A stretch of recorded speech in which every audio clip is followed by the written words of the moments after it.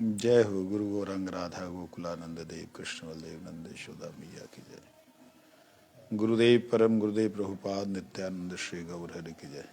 तुलसी महारानी की जय, भक्ति देवी की जय, नरसिंह देव की जय, नामा चाहे दास ठाकुर की जय, समागत भक्त वृंद की जय। गौर प्रेमानंदे हरि हरि बोल। हम लोगों ने कल श्रवण किया था कि भगवान के गुण सारे के सारे गुण जो हैं वो भगवान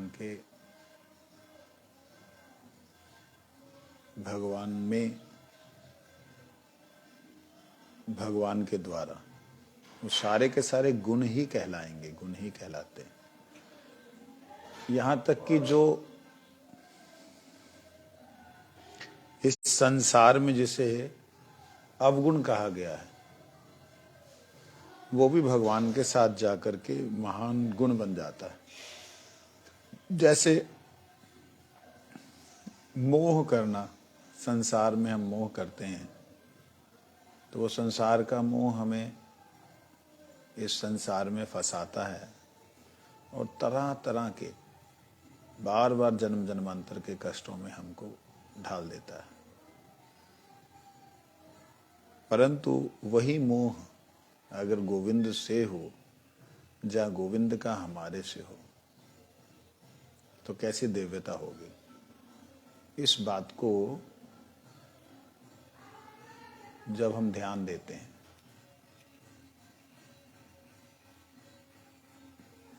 तो मोह का रूप ही बदल जाता है।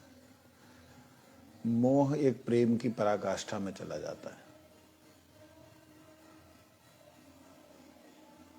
जो मोह खाली मोह दिखता है वो मोह ना लग करके वो प्रेम का एक स्वरूप बन जाता है। जैसे आलस्य है, किसी भी तरह से आलस्य भगवत सेवा में हो, संसार में हो, किसी भी कार्य में आलस्य करना एक तरह से दोष है, महादोष है। परंतु ये महादोष भी महागुण बन जाता है जब ठाकुर जी में आलस्य दिखता है।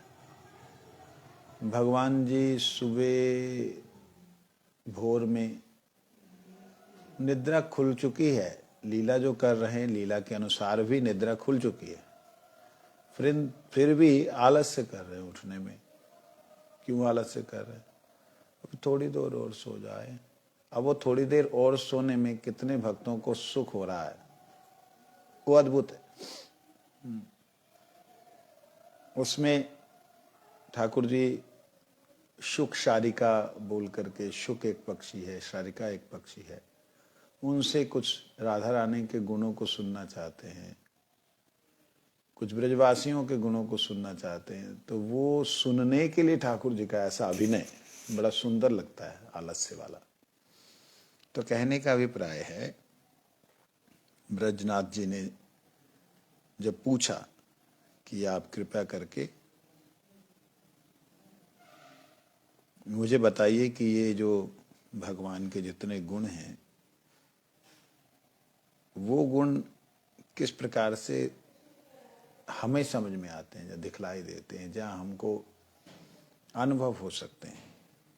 आज समय तो नगर कीर्तन में चला गया, लेकिन जो हो, थोड़ा समय मिला इसलिए मैंने कहा कि इसको पूरा कर लेते हैं। यात्रा में जब रहते हैं, रास्ते में कहीं होते तब तो नहीं कर पाते, तो इसमें थोड़ा ध्यान देंगे। कहते हैं श्री कृष्ण जो अवतार हैं वो सभी मूर्तियां सिद्ध हैं। सिद्ध मतलब जो हमेशा से एक स्थिति में रहे, वो होता है सिद्ध। जो हमेशा के लिए एक स्थिति में रहे उसे सिद्ध कहते हैं। आप किसी सिद्ध महापुरुष शब्द जब प्रयोग करते हैं, ये सिद्ध महात्मा है, अर्थात वो हमेशा माया से ऊपर की स्थिति में हमेशा वर्तमान रहते हैं। उनके अंदर माया व्याप्ति नहीं, क्योंकि वो माया से ऊपर उठ चुके होते हैं। तो ये भी सिद्ध होते हैं, एक अपने कार्य में सिद्ध होते हैं, एक अपने गुणों में सिद्ध होते हैं, परंतु कृष्ण परम सिद्ध है, अर्थात वो परम सत्य हैं, परम नित्य हैं। तो इसलिए वही परम ज्ञान है, इसलिए उन्हें सिद्ध कहा गया। परम सिद्ध मतलब हमेशा एक स्थिति में स्थित। इसके अतिरिक्त कृष्ण में और भी 8 गुण हैं, जो उनके पुरुषत्व के सूचक हैं। वे गुण हैं भगवान के शोभा, विलास, माधुर्य, मांगल्य, स्थिरता, तेज, ललित और औदार्य।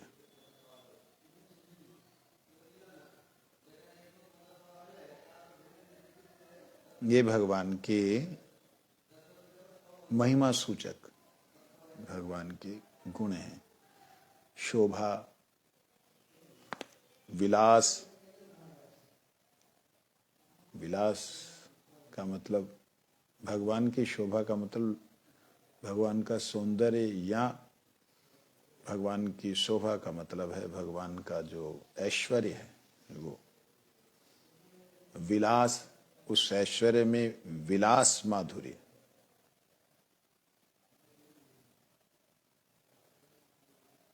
भगवान का भ्रमण करना भी एक मधुरता है, माधुर्य है। वो है ना, अधरम मधुरम वदनम मधुरम हसनम मधुरम चलितम मधुरम मधुराधिपति अखिलम मधुरम।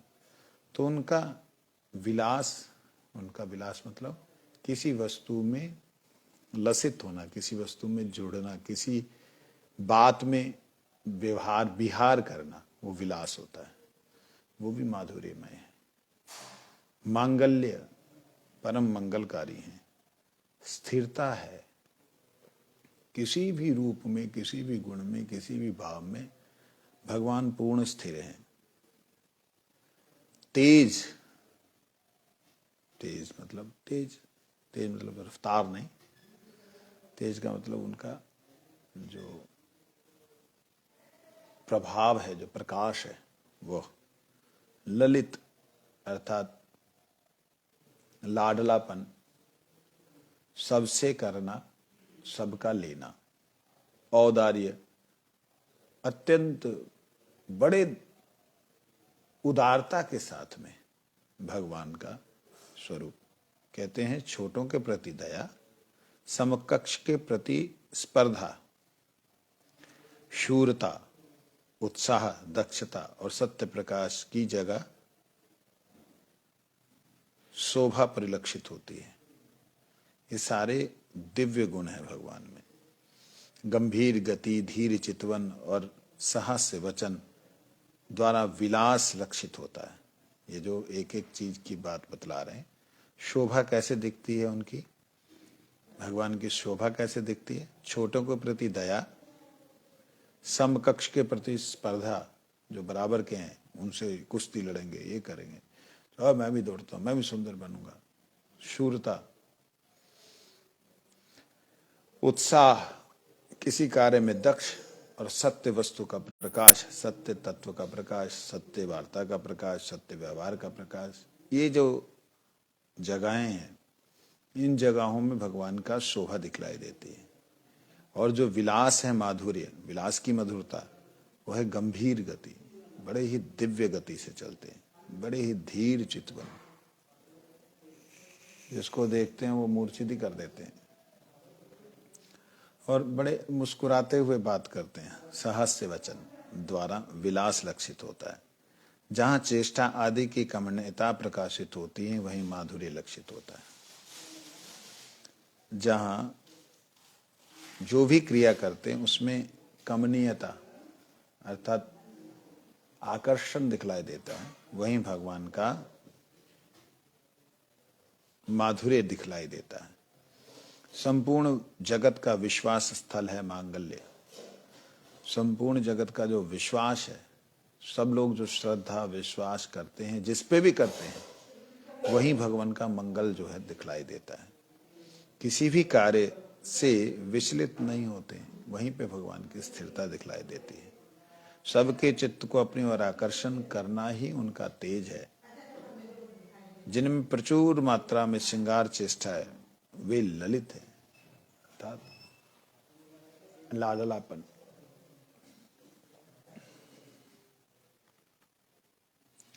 आत्मसमर्पण कार्य का नाम ही उदार है। अपने आप को समर्पण कर देना, ये उदारता। इससे श्रेष्ठ और क्या होगा। उदारता होता है कुछ दे देना, लेकिन क्या दे देना? अपने आप को ही दे देना उदारी। श्री कृष्ण नायक शिरोमणि हैं, इसलिए उनकी साधारण लीला में गर्ग आदि ऋषि धर्म के विषय में, युद्धधान और क्षत्रिय समूह युद्ध में तथा उद्धव आदि मंत्रणा के विषय में सहायक के रूप में वर्णित हुए हैं। ये है सब सहायक।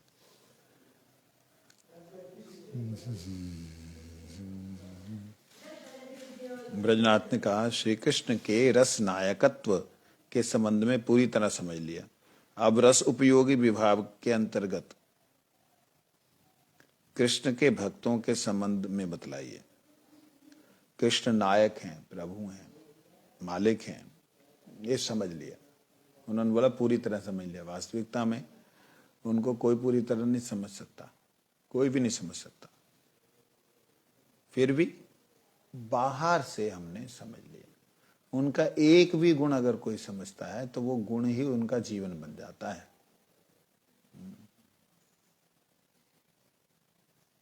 कहते हैं अब रस उपयोगी विभाव में, जो रस के उपयुक्त, जो रस के परिपूर्णता के लिए जो उनका विभाव के अंतर्गत, एक होता भाव, एक होता विभाव। भाव होता है अपनी तरफ से, विभाव होता है विपरीत, दूसरी तरफ से, जब विरुद्ध तरफ से, सामने की तरफ से या इधर से, ये आपस में एक दूसरे के प्रति जो होता है वो भाव विभाव होता है। लेकिन कई बार भाव तो अनुकूलता में, विभाव विरुद्धता में, ये चीज। तो जो भी हो, यहां आगे देखते हैं क्या बोलते हैं। उनके भक्तों के संबंध में आप बतलाइए। श्री गोपाल गुरु गोस्वामी कहते हैं, जिनका अंतःकरण कृष्ण के भाव से विभावित होता है, वे ही रस तत्व में कृष्ण भक्त हैं। सच बोलने से अगर लज्जा युक्त तक को 29 गुण कृष्ण के संबंध में बतलाए गए हैं,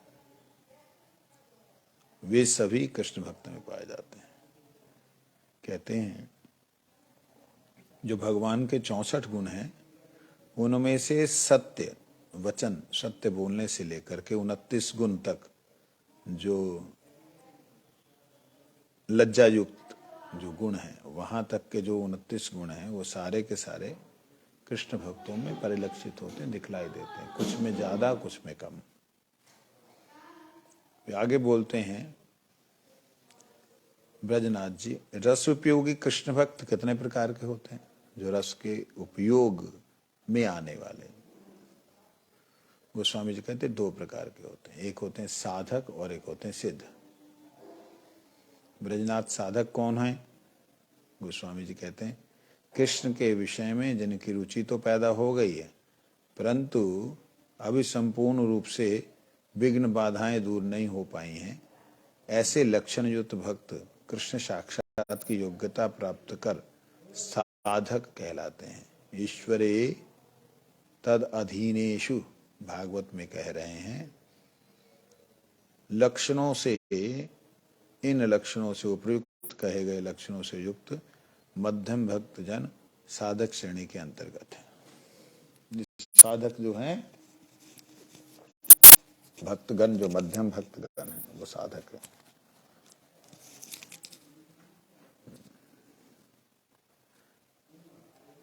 जो कृष्ण को चाहते हैं, कृष्ण के लिए प्रयास कर रहे हैं बड़ी दिव्यता के साथ, परंतु उनकी विघ्न बाधाएं जो भजन में जीवन में हैं वो दूर नहीं हुई हैं। ऐसे लक्षण जो भक्त हैं उन्हें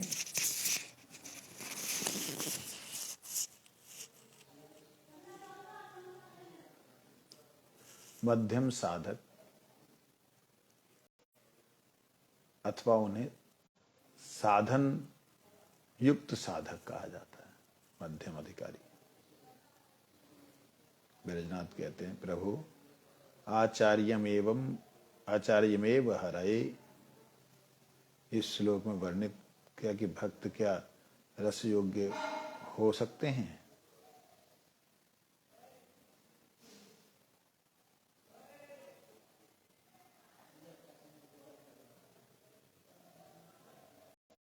गोस्वामी जी कहते हैं वे जब तक शुद्ध भक्तों की कृपा से शुद्ध नहीं हो जाते तब तक साधक नहीं है। बिल्व मंगल आदि की तरह व्यक्ति ही यथार्थ साधक है। क्या कह रहे हैं?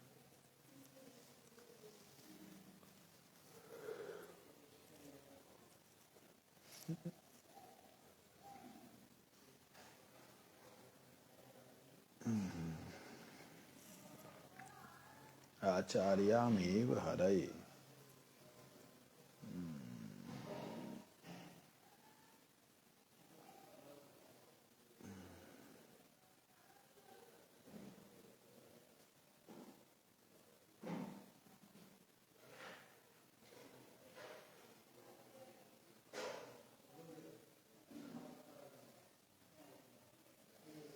आचार्यामेव हरये, जो भगवान की अर्चा और मूर्ति की श्रद्धा पूर्वक पूजा करते हैं परंतु भगवान के भक्तों और दूसरों जीवों के विशेष सेवा शुश्रूषा नहीं करते, उन्हें प्राकृत अर्थात कनिष्ठ भक्त कहते हैं।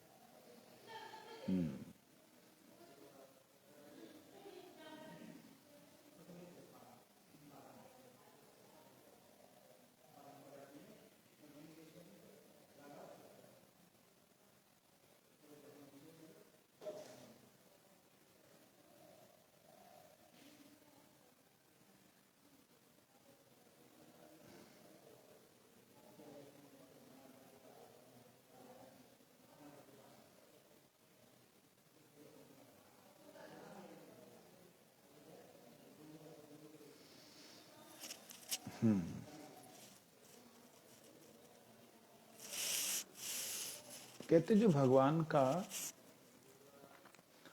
भजन कर रहे हैं, भगवान की भक्ति कर रहे हैं, भगवान के प्रति उनकी बड़ी ही सेवा में रुचि है, परंतु वो भगवान के निजजनों के प्रति और भगवान के भक्तों के प्रति उनका विशेष प्रेम नहीं है, उनकी अर्चना नहीं करते, उनकी सेवा नहीं करते, वो कनिष्ठ भक्त हैं। तो इस दृष्टि से देखा जाए बहुत अच्छा मैंने देखा कीर्तन करते हैं, बहुत अच्छा दिव्य कीर्तन करने वाले ठाकुर जी से बड़ी लाड की बातें, बड़ी प्रेम की बातें करते हैं, परंतु थोड़ा सा भी कुछ अन्य भक्त के भीतर कुछ दोष देखने के बाद, वो थोड़ा सा छायामय दोष हुआ हो, उसको देखने के बाद वो भक्तों को एक साधारण मनुष्य, एक साधारण व्यक्ति की तरह ही गिनते हैं। ऐसे लोग जो हैं वो कनिष्ठ ही अधिकारी हैं, जिनकी गुरु के प्रति, जिनकी शुद्ध वैष्णव के प्रति श्रद्धा और भक्ति उत्पन्न नहीं हुई है, वो कनिष्ठ वैष्णव है। वो कहते हैं वो अभी रस योग्य नहीं हो सके, वो रस के योग्य नहीं है, उनका भी अधिकार नहीं हुआ है भगवान के प्रेम में, भगवान की सेवा में अभी अधिकार नहीं है। हरि बोल, हरि बोल।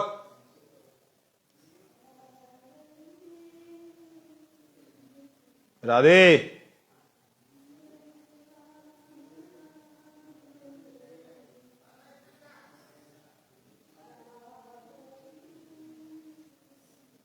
कहते हैं, गोस्वामी जी ने फिर प्रश्न किया कि वे जब तक शुद्ध भक्तों की कृपा से शुद्ध भक्त नहीं हो जाते तब तक साधक नहीं है। साधक नहीं है का मतलब साधना तो कर रहे हैं, परंतु वो साधक ऐसे नहीं बन पा रहे हैं जो साधक रस के योग्य हों, अर्थात रस उपयोगी हों। रस योग्य, रस उपयोगी का अर्थ क्या होता है? उन लोगों का डायरेक्ट अभी किसी रस में स्थायित्व नहीं होता है। डायरेक्ट किसी रस में स्थायित्व का मतलब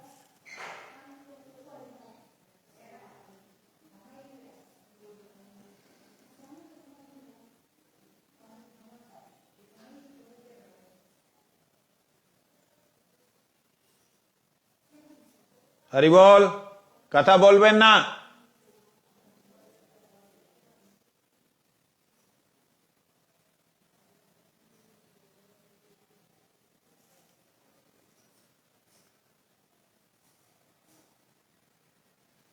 सिद्ध भक्त कौन है, उसके लिए यहां पर पहले तो प्रश्न किया उन्होंने कि साधक कौन है और किस विषय का साधक है। प्रश्न ये है कि रसोपयोगी कृष्ण भक्त कितने प्रकार के हैं।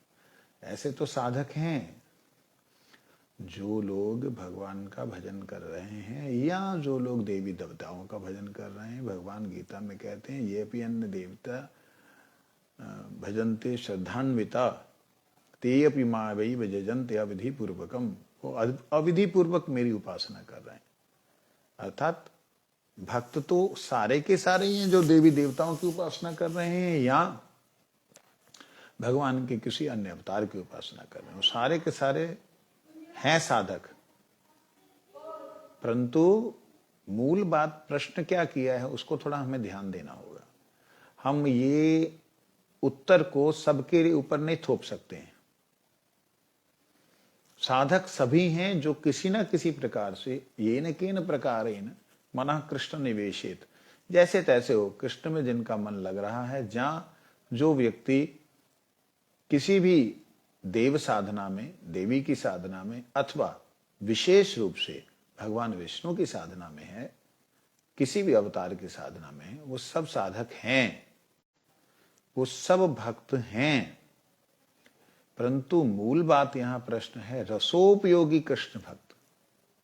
ये बड़ा विचित्र प्रश्न और बड़ा ही विशेष अधिकार युक्त प्रश्न है। वो कितने प्रकार के, उनकी बात चल रही है। तो वो दो प्रकार के, एक साधक हैं, एक सिद्ध हैं। साधक के विषय में उन्होंने कहा कि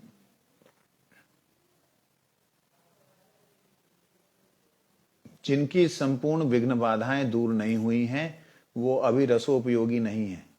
बात को समझना, विघ्न बाधाएं दूर नहीं हुई का मतलब ही ये है कि जो व्यक्ति अभी भी अपने दुर्भाग्य को लेकर के, अपने आप को लेकर के द्वंद्वों में पड़ा हुआ है।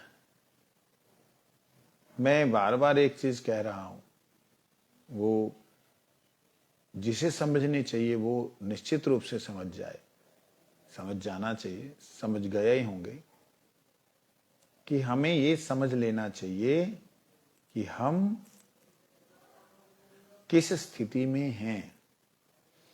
किसी भी संसार में किसी भी व्यक्ति के द्वारा कोई भी व्यवहार अगर निरंतर होता रहता है, कैसा व्यवहार? दुर्व्यवहार, गलत आचरण निरंतर होता रहता है, उस साधक से हमें कोसों दूर रहना है। लेकिन अगर किसी के द्वारा कोई एक छाया की तरह आया हुआ भाव अगर वो परिलक्षित हुआ, मगर वो भजन साधन में बहुत उन्नत हैं, तो ऐसे व्यक्तियों का, ऐसे भक्तों का संग करते हुए हमें आगे बढ़ना चाहिए। अगर हम संग से वंचित हो जाएंगे, अगर हम साधक के संग से वंचित हो गए तो हमारी साधना भी अधूरी हो जाएगी। यहां हमारी साधना में रस उपासना है। रस उपासना में रसोपयोगी कृष्ण भक्तों का संग बहुत जरूरी है। और रसोपयोगी कृष्ण भक्त वही हैं जिनकी सारी विघ्न बाधाएं दूर हो गई हैं। आगे हम द्वंद्वों में पड़े हुए हैं, हम किसी विकारों में, किसी विचारों में पड़े हुए हैं, तो आप समझ लेना कि हम अभी रस उपयोगी भक्त नहीं बन पाए हैं। तो क्यों? क्योंकि हमें ईश्वर और तद अधीनेषु, उनके साधक भक्तों में, उनके प्रेमी भक्तों में अगर रुचि नहीं हुई है तो हम लोग इस रसोपासक नहीं है, हम रसोपयोगी नहीं। ब्रजनाथ ने बीच में प्रश्न कर दिया, वो अर्चयामेव, वो अर्चा करता है, हरे भगवान की अर्चना करता है, कहते तब भी वो रस योग्य नहीं है। क्यों नहीं है? भगवान की अर्चना करता है, भक्त की नहीं करता है। भक्त को कुछ समझता ही नहीं है। इसलिए मैंने ब्रज में एक चीज विशेष देखी, वो लोग भक्त को भी भगवान कहते हैं। संत भगवान की जय, भक्त भगवान की जय, गुरु भगवान की जय, ऐसा बोलते हैं। सुनने में बड़ा विचित्र लगता है, परंतु वही चीज आप जब इस तरफ बोलते हो, ठाकुर जी, श्री राधा रानी, और वही ठाकुर जी शब्द जो है आप वैष्णवों के लिए बोलते हो, वैष्णव ठाकुर, गुरुदेव जो हैं वो साक्षात हरित। इस प्रकार से जब हम हरि, गुरु, वैष्णव को भक्ति, भक्त, भगवंत, गुरु, चतुर नाम बपुए, हरि, गुरु, वैष्णव और भक्ति, इनको जब हम एक समझेंगे, एक समझने का मतलब मैं इन सब का दास हूं, ये भाव जब आएगा तब हम रसोपासना के योग्य बनेंगे। ये बात कहने की मूल बात समझ में आ जाए तो। अब उन्होंने बोला शुद्ध भक्त कौन है? तो कहते जिन्हें किसी भी दुख आदि का अनुभव नहीं होता, जिनकी सारी क्रियाएं कृष्ण के आश्रित होती हैं, जो सर्वदा प्रेम सुख का आस्वादन करते हैं, ऐसे भक्तजन सिद्ध भक्त हैं। सिद्ध भक्त दो प्रकार के हैं, संप्राप्त सिद्ध और नित्य सिद्ध। ये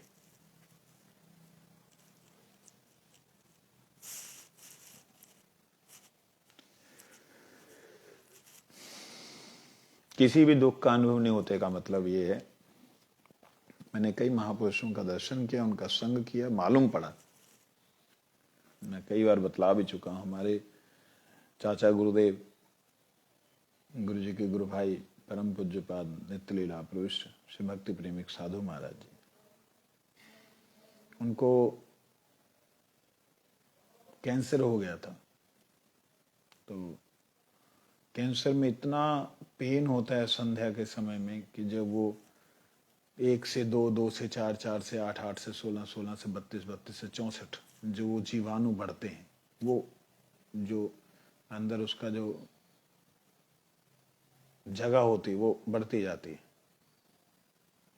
ऐसे करके उसके जीव जो अंदर होते हैं कैंसर के बढ़ते जाते हैं। तो उस वक्त बड़ा भयंकर कष्ट होता है।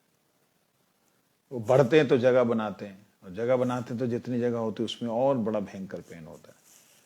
तो उस कैंसर वाली जगह जहाँ पे महाराज जी का था, तो वहाँ एक डॉक्टर आए, वो बाकी लोग करा रहे हैं, डॉक्टर इंजेक्शन दे दो, ऐसे सब लोग करा रहे हैं।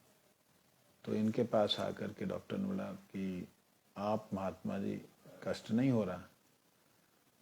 तो बड़े धीरे से बोले कष्ट तो हो रहा है, लेकिन अगर मैं भी ऐसे करूँगा तो इन लोग को और ज़्यादा दुख लगेगा, इसलिए मैं ठाकुर जी का नाम ले रहा हूँ।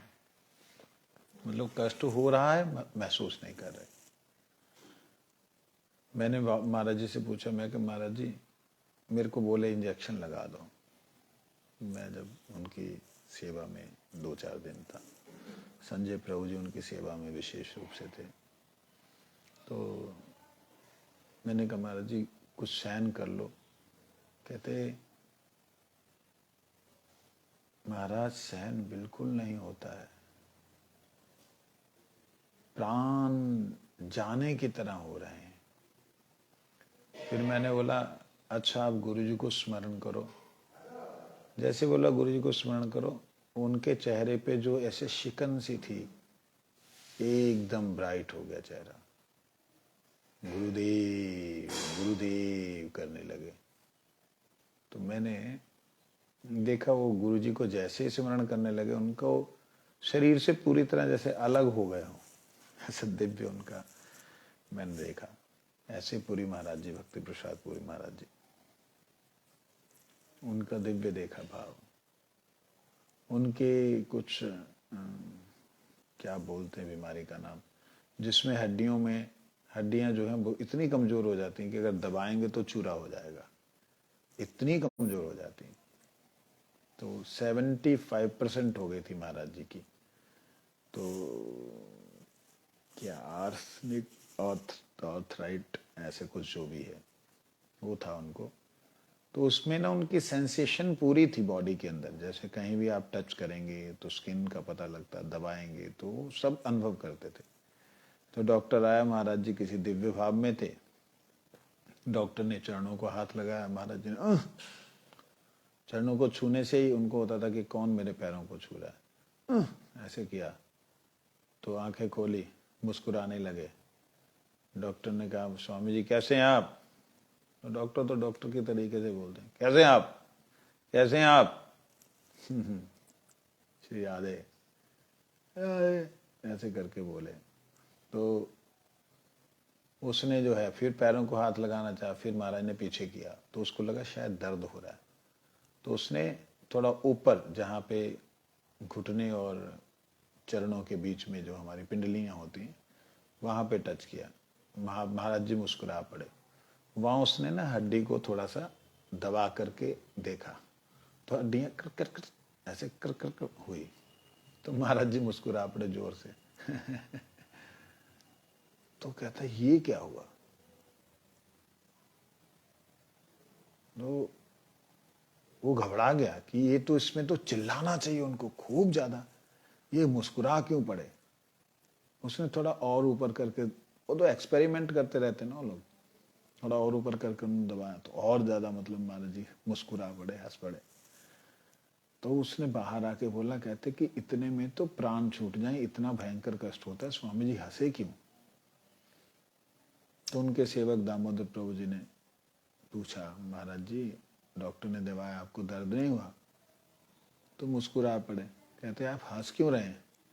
कहते मैंने राधा रानी से प्रार्थना की थी, गुरु जी से प्रार्थना की थी कि मेरे अनंत जन्मों के जो कर्म हैं उनका फल इसी जन्म में दे दीजिए। तो उन्होंने तो कृपा कर दी, मेरे को सब का जन्मों के कर्मों का फल दे दिया। अभी अच्छा लगता है कि मैं उन सब का फल भोग रहा हूँ।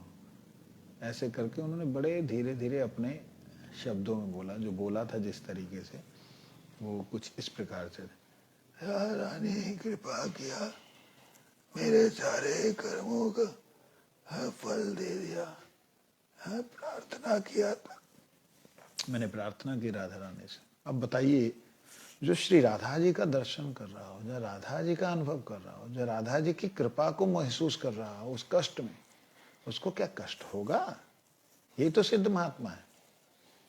यही का जिन्हें किसी भी दुख आदि का अनुभव नहीं होता, जिनकी सारी क्रियाएं कृष्ण के आश्रित होती हैं। कृष्ण के आश्रित हैं तो जो भी कष्ट दुख सुख मिल रहा है, जो सर्वदा प्रेम सुख का आस्वादन करते हैं, जो कष्ट में ही कृष्ण कृपा मानते हैं, वे भक्तजन सिद्ध भक्त कहलाते हैं। सिद्ध भक्त दो प्रकार के हैं, एक है संप्राप्त सिद्ध, एक है नित्य सिद्ध। ब्रजनाथ ने कहा संप्राप्त सिद्ध कौन है? कहते संप्राप्त सिद्ध दो प्रकार के हैं, एक साधन सिद्ध होते हैं, कृपा सिद्ध होते हैं। संप्राप्त सिद्ध साधन सिद्ध हैं, जिन्होंने बड़ी कष्ट किए, बड़ी तपस्या की, बड़ा भजन किया, बड़ा साधन किया, बड़े मंत्र जप किए, चाह करके उनको उस साधन में सिद्धि मिली, भगवान आए। एक है कृपा सिद्ध, हमारे जैसे जीव, जिन पे गुरु जी ने डायरेक्ट कृपा करके कहें कि अद्भुत एक अनुभव, एक स्थिति प्रदान की। नित्य सिद्ध कौन है? ब्रजनाथ जी ने पूछा। गोपाल गुरु गोस्वामी कहते हैं, श्री रूप गोस्वामी ने कहा है नित्य सिद्ध कौन है? आत्मकोटि गुणम कृष्णे प्रेमाणं परमं गता नित्यानंद गुणा सर्वे नित्य सिद्धा मुकुंदवता। मुकुंद की तरह जिनके गुण नित्य और आनंद स्वरूप हैं वे नित्य सिद्ध हैं। जिनके गुण नित्य एवं आनंद स्वरूप हैं, जिनके गुण भी नित्य हैं और जो स्वयं आनंद स्वरूप हैं, वे नित्य सिद्ध। इनका प्रधान लक्षण है कि अपनी अपेक्षा भी कृष्ण के प्रति कोटि गुण अधिक प्रेम युक्त होते हैं। ये अपने प्रेम का संपूर्ण जो प्रवाह है उसका करोड़ों गुना ज्यादा कृष्ण के प्रति होता है। पद्म पुराण में भी वर्णन है, यथा सौमित्र भरतो यथा संकर्षणादय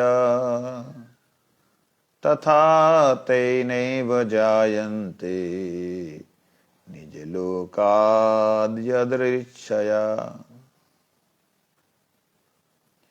पुनस्तेनैव गच्छन्ति तत्पदं शाश्वतं परं ना कर्म बंधनं जन्म वैष्णवांश्च विद्यते। वैष्णवांश्च विद्यते। कहते जिस प्रकार यथा सौमित्री भरतो, यथा सुमित्रानंदन लक्ष्मण और भरत भगवान श्री रामचंद्र, और जिस प्रकार बलराम आदि भगवान श्री कृष्ण के साथ भगवान की इच्छा से प्रपंच में आविर्भूत होते हैं और पुनः भगवान के साथ नित्य परम धाम में चले जाते हैं, उसी प्रकार यादवगण भी भगवान की प्रकट लीला में आविर्भूत होते हैं और अप्रकट लीला के समय भगवान के साथ परम धाम चले जाते हैं। ऐसे वैष्णवों को प्राकृत मनुष्य की भांति कर्म बंधन अथवा जन्म नहीं होता।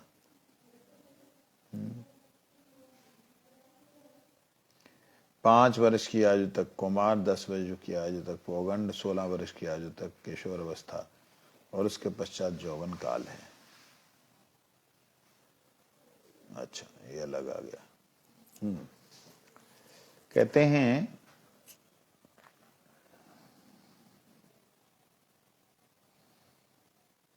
जैसे भरत जी और लक्ष्मण जी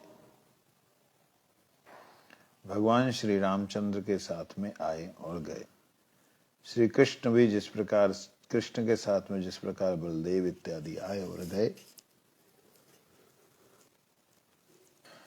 ये सब इनके साथ यादव लोग भी आए और गए। कहते ये सारे के सारे नित्य सिद्ध हैं और नित्य सिद्ध होने के नाते ये भगवान के साथ ही आते हैं, भगवान के साथ ही जाते हैं। इनमें कोई कर्म बंधन नहीं होता।